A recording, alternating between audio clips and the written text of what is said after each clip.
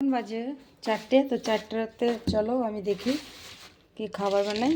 তো একটু নিয়ে নিয়েছি, এখানে দেখি এটাতে আছে মূলো। চলো মূলো শাকের ভাজি বানাবো।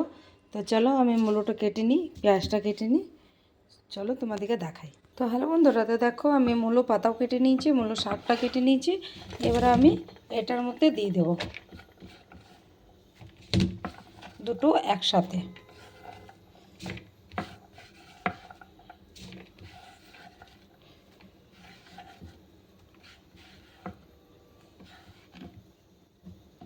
এবার রেখে জল চালিয়ে ভালো করে ধুয়ে নেব। জল চালিয়ে দিলাম, জল চালিয়ে একটু ভালো করে আমি ধুয়ে নেব। চলো আমি একটা হাতে মোবাইল ধরে আছি, একটা হাতেও কাজ করছি। তো চলো আমি শাকটা ধুয়ে নিই, তারপরে দেখাচ্ছি। হ্যালো বন্ধুরা, তো কড়াইয়ে একটুখানি তেল দিয়ে দিলাম। আর তেলটা চলো তখন গরম হোক, দেখাচ্ছি। তেলটা গরম হয়ে যাবে।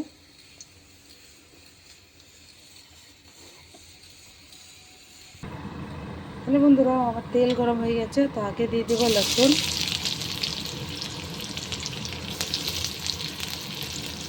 একটুখানি নেড়ে নেবো রসুনটা। তারপরে আগে পেঁয়াজ,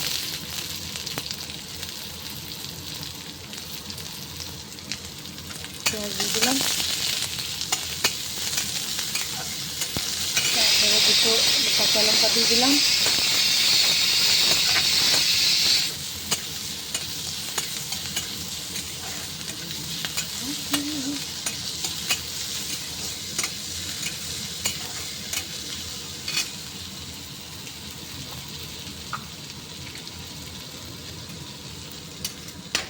হ্যালো বন্ধুরা, আমি একটুখানি তেল দিয়েছি তো শাক, ওর জন্য আমি একটু নুন দিয়ে দেবো। একটুখানি নমক দিয়ে দিয়েছি। এটা ভালো করে ভেজে নেব।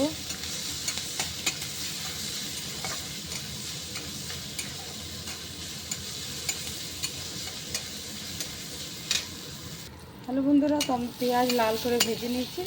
এবার আমি ভেজে নেব শাকটা।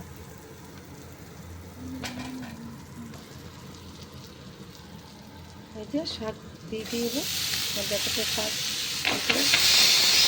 দিয়ে দেবো। আর নুন দেবো না, কোনো নুন দেওয়া আছে আগে থেকে।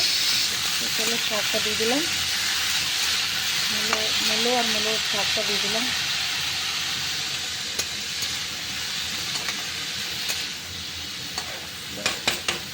এইটা ঢাক দিয়ে দেবো। হ্যালো বন্ধুরা, তো চলো আমি দেখে নিই। হয়ে গেছে আমার। এটা বেশি পাকাবো না, এতটাই পাকাবো। তো তোমরা কমেন্ট করে বলো কার কার পছন্দ হবে এটা খেতে। তো তোমরা ঘরে অবশ্যই যে মুলি পাতা, মুলি যে ফেলে দাও ঘরে, এটা ফেলবে না। কিন্তু কেমনি করে মূলো শাক, একটুখানি সামান্য তেল লাগবে। তোমরা সব ঘরে বানিয়ে খাবে, ভালো লাগবে। তো ভিডিও ভালো লাগে তো লাইক কমেন্ট শেয়ার করবে। বাই।